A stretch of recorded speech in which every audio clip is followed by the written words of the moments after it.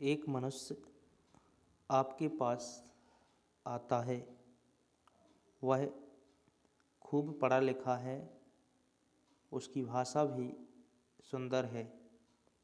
वह आपसे 1 घंटा बात करता है, फिर भी वह अपना असर नहीं छोड़ पाता।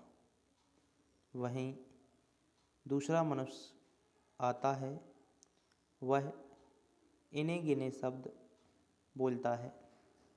शायद वे व्याकरण शुद्ध और व्यवस्थित नहीं होते, फिर भी वह खूब असर कर जाता है। इससे पता चलता है कि मनुष्य पर जो प्रभाव पड़ता है वह केवल शब्दों का ही नहीं होता। शब्द ही नहीं, विचार भी शायद भाव का 1/3 अंश ही उत्पन्न करते होंगे, परंतु शेष 2/3 भाव तो उसके व्यक्तित्व का होता है, जिसे वैयक्तिक आकर्षण कहा जाता है। वही प्रकट होकर आप पर अपना असर डाल देता है। सच्चा मनुष्य या किसी का व्यक्तित्व ही वही वस्तु है जो हम पर प्रभाव डालती है।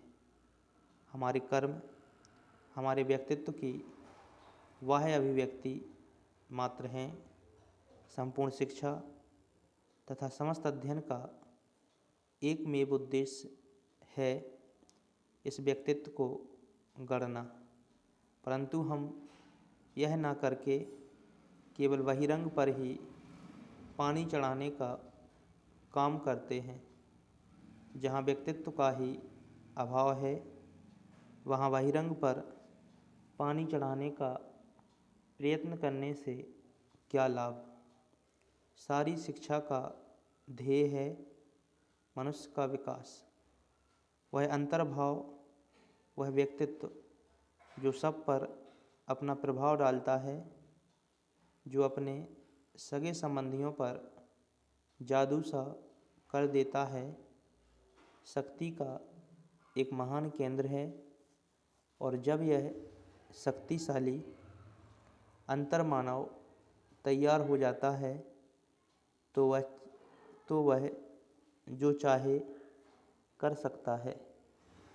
स्त्री पुरुष में जितने भेद होते हैं, उनमें से एक यह भी है कि हर खुशी या गम को स्त्री अलग ढंग से लेती है, पुरुष अलग ढंग से। इसीलिए दोनों के लिए सुख और दुख के मतलब भी बदल जाते हैं, दैहिक रूप से भी, आत्मिक रूप से भी। श्री कृष्ण की पत्नियों ने एक बार जब द्रौपदी से स्त्री के जीवन और सुख दुख को लेकर कुछ प्रश्न किए तो द्रौपदी ने कहा था, सुखी सभी चाहते हैं, परंतु दुनिया में सुख के रास्ते से सुख किसी को नहीं मिलता। सुख उठाने के लिए भी कुछ दुख भोगना पड़ते हैं। एक पारिवारिक स्त्री अपने परिवार में कई दुख उठाने के बाद खूब सुख महसूस करती है। स्त्री हो या पुरुष, द्रौपदी की यह बात आज भी सब पर लागू होती है। हमारे परिवारों में जब कोई दुख आए तो उससे भागना नहीं है, सब मिलकर उससे निपटेंगे तो उसी दुख में से सुख निकल कर आएगा। पारिवारिक जीवन के लिए यह एक बड़ा सूत्र है।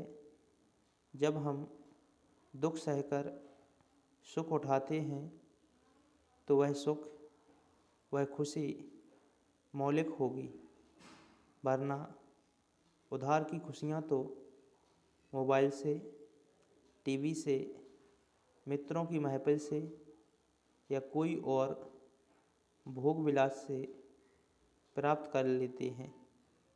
परिवारों में खासकर माता बहनों को अपने सुख, अपनी खुशी के लिए मौलिक प्रयास करना पड़ेंगे, वरना तो युवा अवस्था बीत जाने पर स्त्री को आईना भी पुरुष से ज़्यादा डराता है।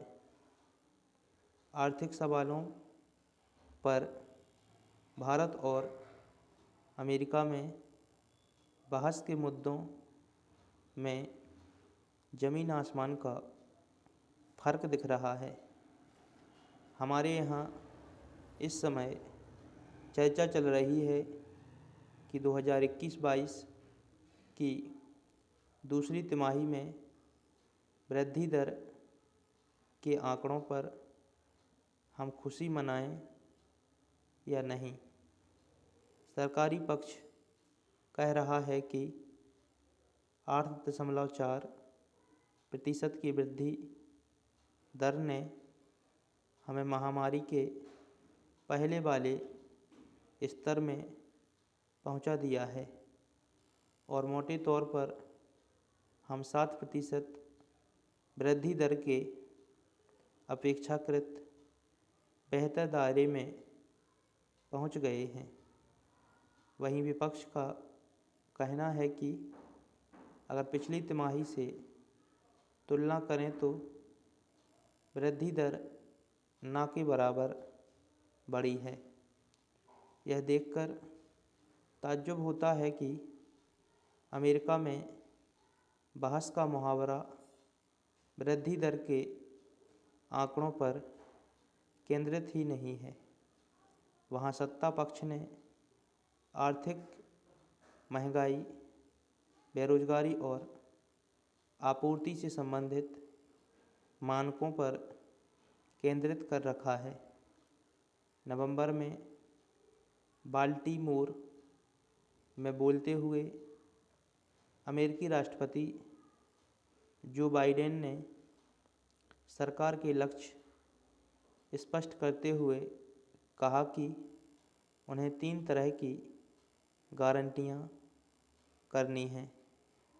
चीज़ों के दाम कम करने हैं, दुकानों में ज़रूरत की चीज़ों की प्रचुर सप्लाई सुनिश्चित करनी है, ज़्यादा से ज़्यादा अमेरिकी नागरिकों को रोज़गार वापस दिलाने के प्रयास करने हैं।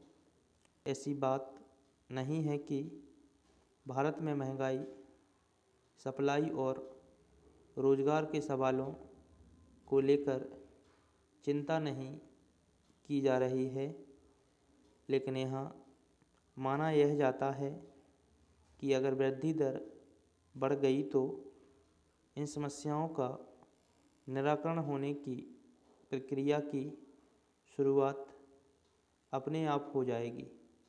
इसलिए कोशिश यह की जानी चाहिए कि किसी न किसी प्रकार